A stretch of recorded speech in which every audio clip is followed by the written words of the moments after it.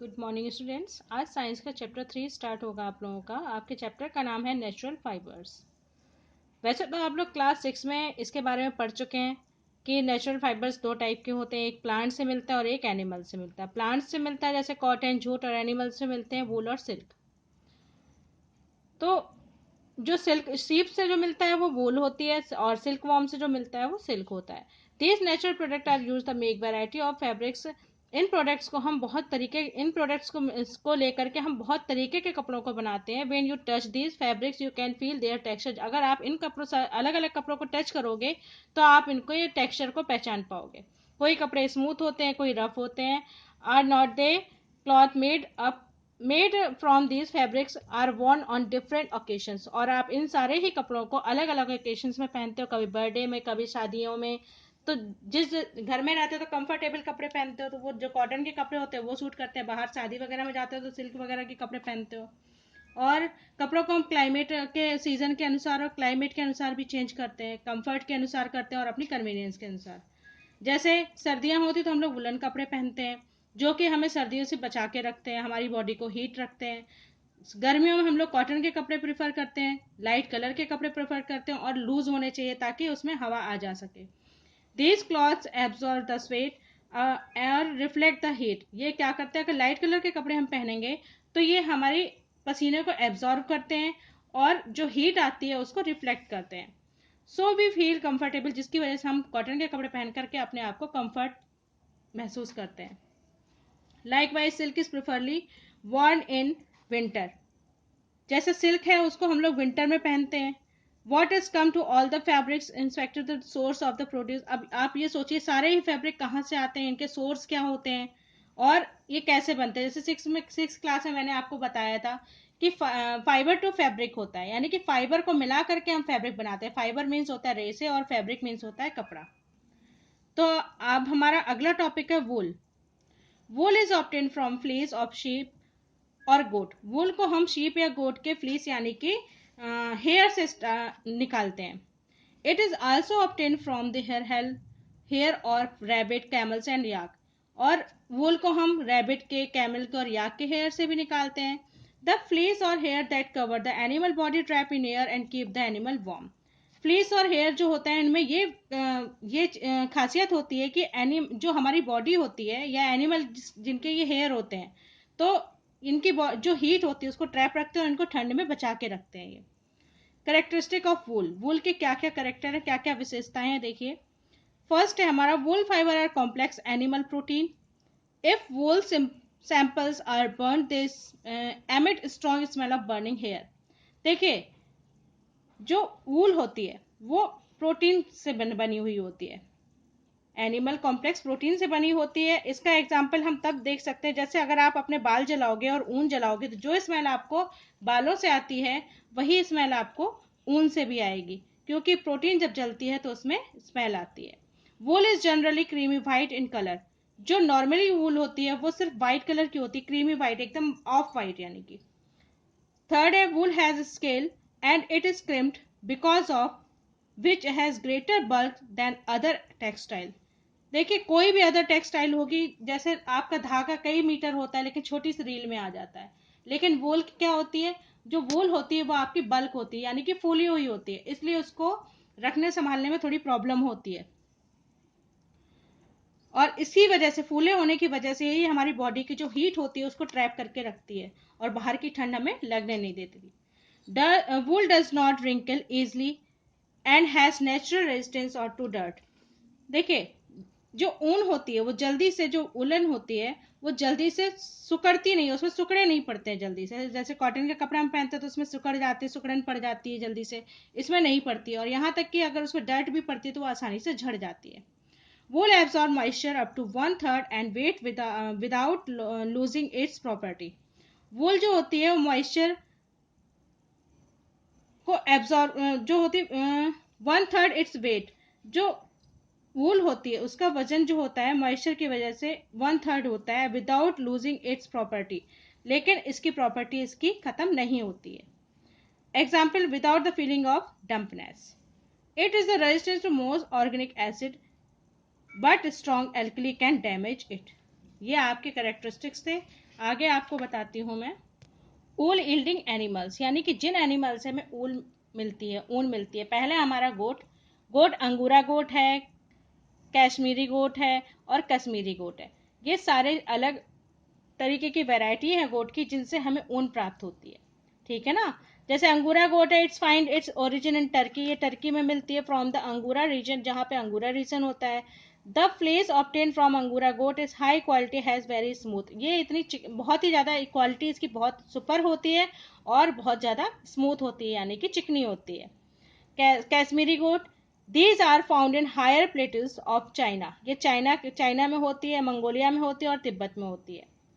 कश्मीरी गोट जो होती है, ये सर्टेन गोट्स जो कश्मीरी से ही पता चल रहा है कि इसमें कश्मीर आ रहा है, तो ये कश्मीर में होती है ये तरीके की गोट।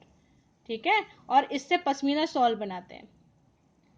Camel, camel wool is prized for its natural beautiful colour. The best camel wool is produced from two hump, ये देखिए आपके दो दिए हैं, बैक्टीरियन कैमल और लामा, ये आपके दो वेराइटीज है इनकी। आपको ये दोनों एक कहाँ होते हैं, साइबेरिया और मंगोलिया में। जो आपका ये वाला ऊँट है साइबेरिया और मंगोलिया में है, और साउथ अमेरिका में जो है वो इस तरीके के होते हैं लामा। इनके भी ऊन बहुत अच्छी होती है, इनकी सॉफ्ट होती है और लाइट वेट होती है और लस्ट्रस होती है, यानी कि चमकीली होती है। Sheep, bulk of wool production world wide comes from sheep, ज़्यादातर जो होती है ऊन हमें सीप से ही प्राप्त होती है, लगभग 95% तक। 5% हम अदर एनिमल से ऊन को लेते हैं। Australia, China, New Zealand and leading commercial producers of wool, world's finest wool comes from the merino sheep that owes its origin in Spain, जो कि जिसका ओरिजिन कहाँ हुआ है, स्पेन में। इन इंडिया, भारत में the sheep are reared mainly in hilly regions, जो हिली रीजन्स होते हैं वहाँ पर शीप को पालते हैं और उनसे ऊन प्राप्त करते हैं, जैसे हिमालयाज के हिली रीजन्स में। And plain of neighbouring state, हमारे आसपास के राज्यों में भी, जैसे हरियाणा, पंजाब, राजस्थान एंड गुजरात। इसमें जो इंसाइट्स हैं उनको आप लोग ध्यान से पढ़ लीजिएगा दोनों ही पेज में। आगे मैं बता रही हूँ आपको। देखिए, जो इंडियन ब्रीड ऑफ शीप्स हैं उनके बारे में, जैसे भाखरवाल है, जम्मू और कश्मीर होता है, रामपुर बुसार होता है, ये हिमाचल प्रदेश, उत्तर प्रदेश में होता है। लोही जो होती है वो पंजाब, राजस्थान में पाई जाती है। नाली जो होती है पंजाब, राजस्थान, हरियाणा में पाई जाती है। पटवारी जो होती है ये गुजरात में पाई जाती है। मारवाड़ी जो होती है गुजरात में होती है। नीलोरी जो होती है वो आंध्र प्रदेश में होती है। यानी कि सारी प्रजातियां हैं जिनसे हमें ऊन प्राप्त होती है। Sheep rearing and breeding, India is, देखिए भारत में एग्रीकल्चर प्रधान, यानी कि कृषि प्रधान हमारा भारत है, लेकिन इसमें साथ ही साथ फार्मर क्या करते हैं, अपनी लाइफ को और अच्छे से चलाने के लिए, पैसे इकोनॉमिक मतलब इकोनॉमी को और अच्छे से करने के लिए हमारे देश में क्या करते हैं, एनिमल हस्बेंड्री का भी काम करते हैं, जिसमें ये क्या करते हैं, शीप को पालते हैं। द इम्पोर्टेंट इसमें क्या होता है, शीप जो होती है उसको पाल करके उसमें प्रॉपर प्लानिंग, शेल्टर, उसको शीप को जो पालते हैं उसको प्रॉपर प्लानिंग करते हैं, उसके लिए उनके लिए अच्छा शेल्टर देते हैं, अच्छे से उनकी देखभाल करते हैं और हाइजीन होना चाहिए, यानी कि उनका जो जहाँ पे वो रहते हैं वो साफ सुथरा होना चाहिए एकदम से। It also involve providing the sheep with proper nutrition, यहाँ तक कि उनको खाने के लिए भी खूब अच्छे से न्यूट्रिशन देते हैं। प्रिवेंटिव डिजीज, अब बीमारियों से बचाव करते हैं उनका, और सिलेक्टिव ब्रीडिंग को ही रखते हैं अपने पास जो अच्छी ऊन दे सके।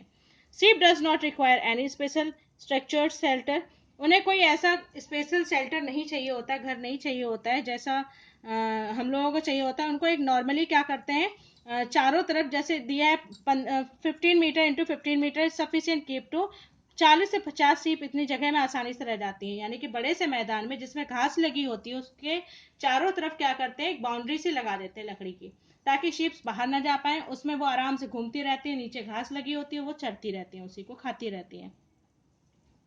लेकिन जब गर्मियां होती है तब तो खाती रहती है, लेकिन जब सर्दियां आती है तो उनको ठंड लगती है, तो उनको हमें ऐसी जगह पर रखना पड़ता है जहां पर उनको ठंड ना लगे। ठीक है ना। तो उस समय क्या करते हैं, उनको फूडर और ग्रेन्स खिलाते हैं। अंदर रखते हैं तो उनको घास चरने के लिए तो बाहर निकाल नहीं पाते रात को, तो जो फॉडर होते हैं और ग्रेन्स होते हैं वो खिलाते हैं। The improve the quality of production of wool, wool की क्वालिटी को इम्प्रूव करने के लिए of our indigenous sheep, center in our country. During such trial, indigenous exotic breeds of sheep are made to crossbreed for the production of superior wool quality and mutton. देखिए, जो superior quality की वो होती हैं, सीप्स होती हैं, उनको ये लोग पालते हैं। इसके बाद उनका क्रॉस ब्रीड कराते हैं ताकि अच्छे से वूल मिल सके और मटन मिल सके। The different characteristic of parents chosen for breeding are wool type, flocking, insect. देखिए, अलग अलग तरीके के उनके पेरेंट्स होते हैं, जिससे जो नए बच्चे आते हैं उनके सीप्स के, वो अच्छी ऊल देते हैं। Flocking instinct, general appearance, resistance to diseases, and tolerance of climatic condition. A superior quality sheep with desirable characteristics will be formed eventually after continuous selection and breeding program.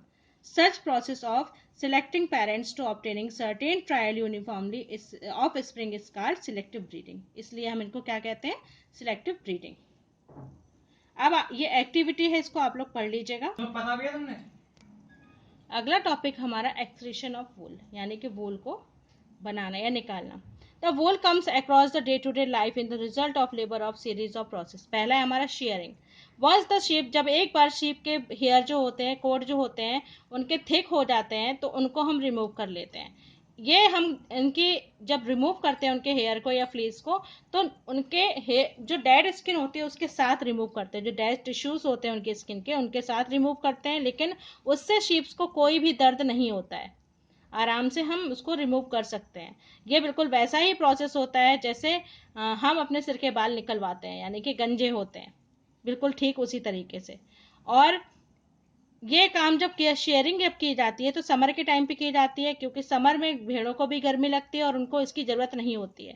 और सर्दियों में ये इनको प्रोटेक्ट करते हैं ठंड लगने से, ताकि उनको ठंड ना लगे। तो सर्दियों में इनकी हम शेयरिंग नहीं करते हैं, शेयरिंग सिर्फ की जाती है तब समर मंथ में की जाता है। दूसरा है हमारा स्कोरिंग। इसमें क्या करते हैं हम, जो उनके हेयर हम रिमूव करते हैं उनकी स्किन से, उसको हम अच्छी तरीके से गर्म पानी में वॉश करते हैं। इंडस्ट्रीज में जब वॉश करते हैं इसको हम, तो डिटर्जेंट और एल्कली के साथ करते हैं। जब हम हेयर उनके निकालते हैं या शेयरिंग करते हैं, तो स्कोरिंग इसलिए करते हैं ताकि हम dust, dirt, dead cells, grease, vegetable matter को रिमूव कर सकें। जो इनकी इम्प्योरिटीज होती हैं उनको हम रिमूव कर सकें। अगला है हमारा सॉर्टिंग। सॉर्टिंग में क्या होता है, एक तरीके से इसको हम ग्रेडिंग भी कह सकते हैं, कि जो अच्छी क्वालिटी के होते हैं, जो जिनमें टेक्सचर अच्छा होता है, कलर अच्छा होता है, स्मूथनेस अच्छी होती है, जो फर्स्ट ग्रेड के होते हैं उनको हम अलग रख लेते हैं। फिर उसके बाद सेकंड ग्रेड की जो होती है उनको हम अलग छांट के रख लेते हैं। जिसके लंबे लंबे धागे होते हैं उनको फर्स्ट ग्रेड में लेके आते हैं हम।